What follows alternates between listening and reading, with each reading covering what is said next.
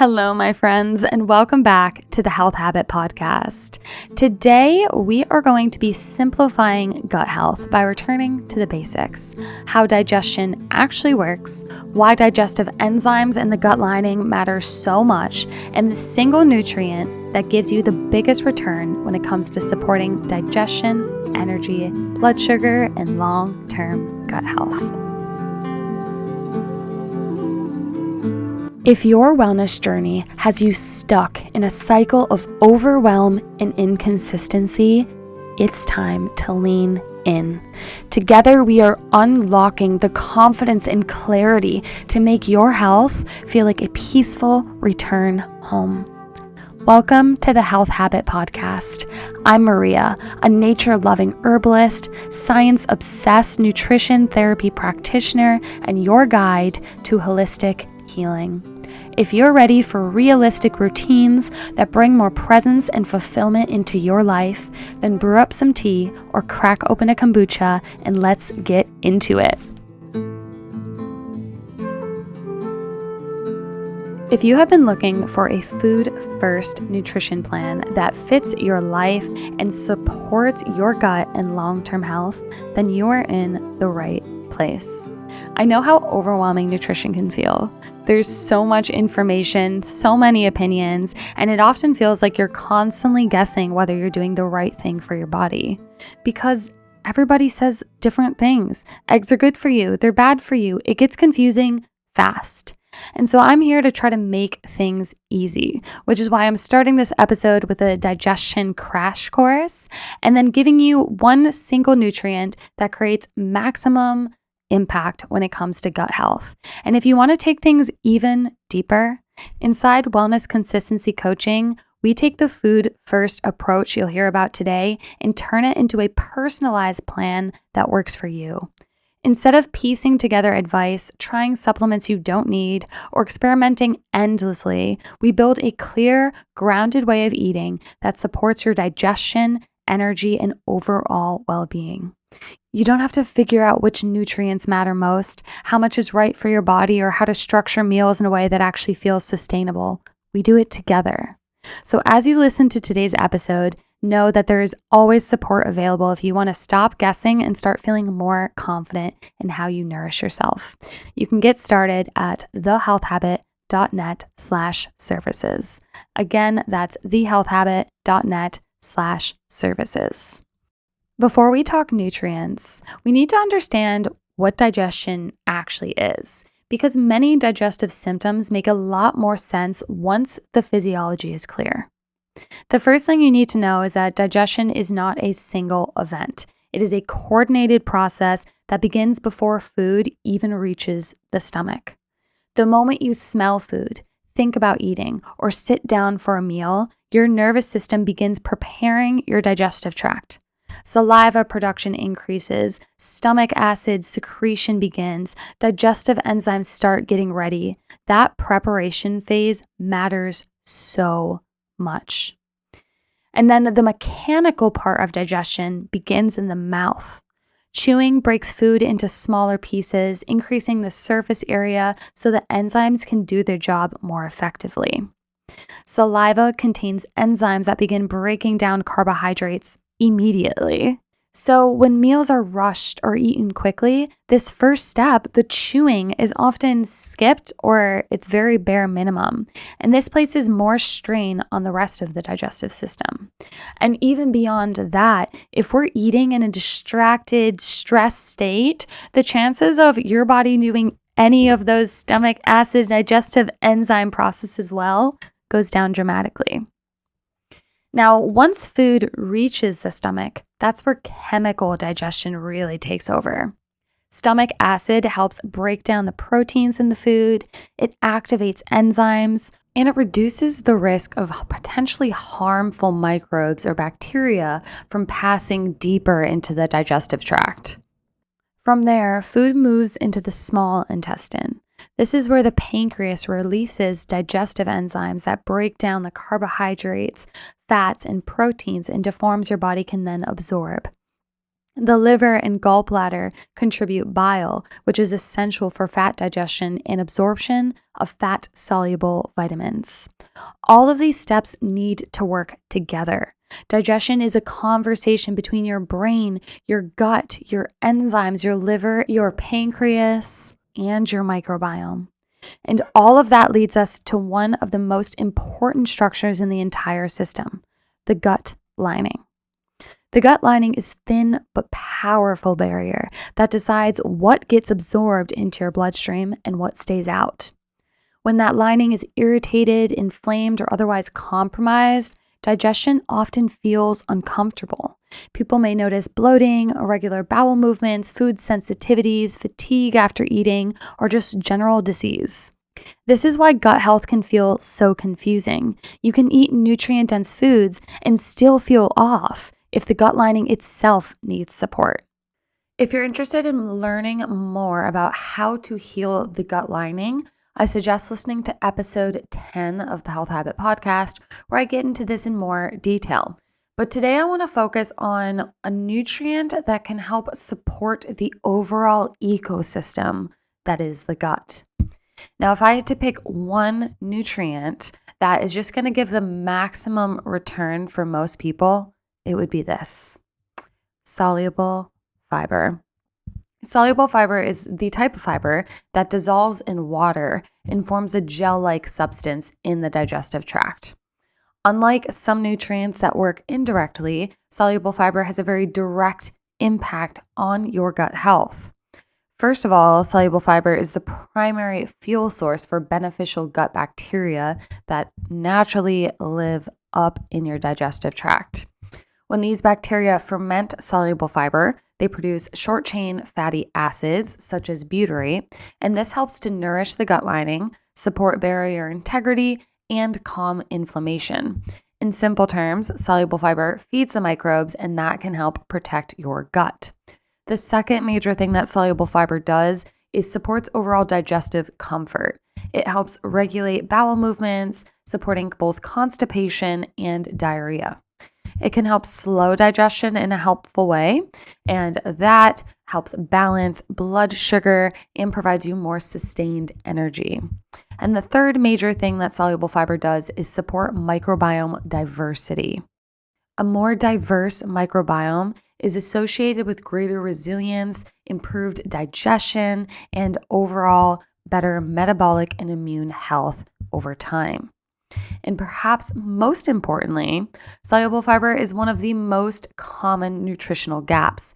Many people in our modern world simply do not consume enough fiber, and this puts our digestive system at a disadvantage. This is why focusing on soluble fiber can be so impactful. It helps support the gut lining, the microbiome, overall digestion, metabolic health, all at once without relying on complex protocols or expensive supplements. This is also why food-based approaches matter so much. Your gut evolved to work with plant fibers. Soluble fiber from whole foods provides structure, nourishment, and rhythm to your digestion. So what I would like you to do as your homework assignment, if you will, is one simple low-pressure experiment to increase soluble fiber this week. Now, instead of a one-size-fit-all approach, I'm going to offer 3 tiered options so that you can choose what feels most supportive for your body right now. Think of this as a menu. Choose one tier, not all of them. So tier option number 1 is psyllium husk. This is like the most direct and evidence-based option for those of you that already have like a pretty solid gut health foundation and tolerate fiber pretty well. Psyllium husk is a whole food source of soluble fiber. It's been studied extensively for digestive health, and it's pretty easy to prepare. So when you're making psyllium husk, you're pretty much like making it like you would an oatmeal or chia seed pudding. So you're going to take either psyllium husk powder or the whole psyllium husk, and you're going to combine it with about half a glass of water or milk. Let it sit for about 10 to 15 minutes until it really gels up nicely. And then you can eat that just as is. You can add it to a meal. And then you just want to make sure you're always drinking an extra glass of water. This extra hydration is really important for the effectiveness of psyllium husk. And also because it can be so bulking in the digestive tract, you just want to make sure that you're adding water so you're not accidentally like clogging up the digestive tract essentially. So if you decide to go with this option, do not skip the hydration piece. Now, when it comes to fiber, you really do want to start slow, especially if your diet currently has little to no fiber intake. So what I would suggest for you guys is starting with 3 to 5 grams of psyllium husk just once a week on one day. And then you can slowly increase it to up to 4 to 7 times a week. But we're going to do that slow and gradual to see how our body handles the extra fiber. And as I mentioned, just always mix it with a liquid to hydrate it before you consume it and still have an extra glass of water afterwards. Really, the big thing here is the hydration and not to go from having it once a week to every single day overnight. You want to gradually ease into it. This is going to prevent any of the bloating and digestive discomfort that can happen if you dramatically increase your fiber intake in a short span. If you do at any point notice that you start to have bloating and like digestive symptoms, just pause, reduce, or you can even choose a gentler tier. That way you're still providing your body that essential fiber, but in a way that suits your gut.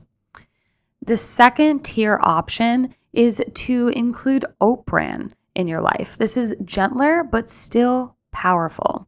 So if psyllium husk feels just a little bit too much, oat bran and oats are an excellent source of soluble fiber. Oat bran makes a great addition to breakfast. You can also go with steel cut oats as well. Great breakfast option. And barley would be good if you also want to get that like oat vibe in your lunches or dinners. You can use this as a base in grain bowls. So this option works a little bit more slowly and gently, slightly less effective, but great for people that aren't sure how they're going to tolerate fiber and maybe just don't like psyllium husk. And then the third tier is the most gentle approach.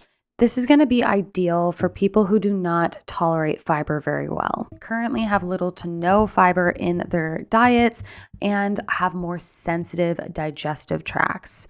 And what we're going to do with this tier is we're just going to focus on whole food fiber sources. So generally just increasing your vegetable intake, especially root veggies, as those tend to be much more rich in fiber. Start with cooked vegetables if your digestion is very sensitive. And then fruits that are high in pectin are also very supportive. This is things like apples, oranges, pears, and berries. And then finally, legumes, such as chickpeas, lentils, and peas. Now, if you are dealing with more advanced digestive symptoms, this third tier is often the safest place to begin. And as you try any of these options, pay attention to how your body responds. Notice your digestion, your energy, your appetite, the bowel regularity over the next week or two. Gut health really isn't about doing more. It's about giving your body the inputs it actually needs consistently and calmly.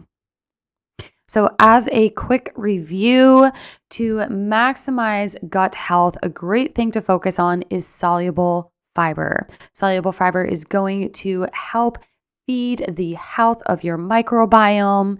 It's going to help you have more consistent bowel movements, fill in the nutritional gaps that often is associated with fiber, and can be supportive of the gut lining.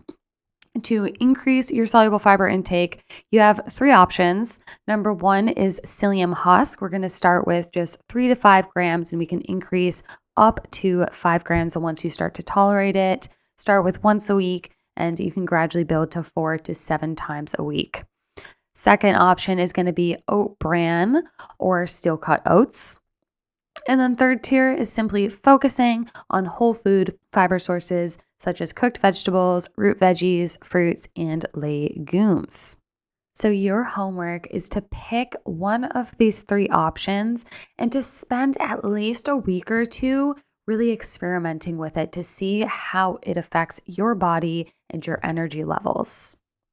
If this episode helped you to see your gut health and nutrition more clearly, I'd love if you could share it with a friend and leave an honest review on Apple Podcast.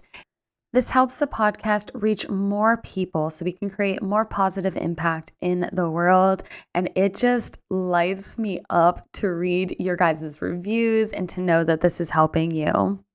And if you'd like some extra support to help navigate topics like this, you deserve a food-first approach that feels calm, supportive, and built around your real life. One that takes the pressure off and helps your body feel more at ease consistently and for the long term. So when you're ready, Wellness Consistency Coaching is here to make that process simpler and more personalized. So you can stop second guessing about what to eat and start feeling more grounded in your choices. So if you are ready to dive all in and create a gut healthy food nutrition plan, then head over to thehealthhabit.net/services. Thank you so much for hanging out with me today, my friends, and I will see you next week on the next episode of the Health Habit Podcast. And in the meantime, I will be sending you so much love and blessings for perfectly sweetened herbal tea. Goodbye, my friends.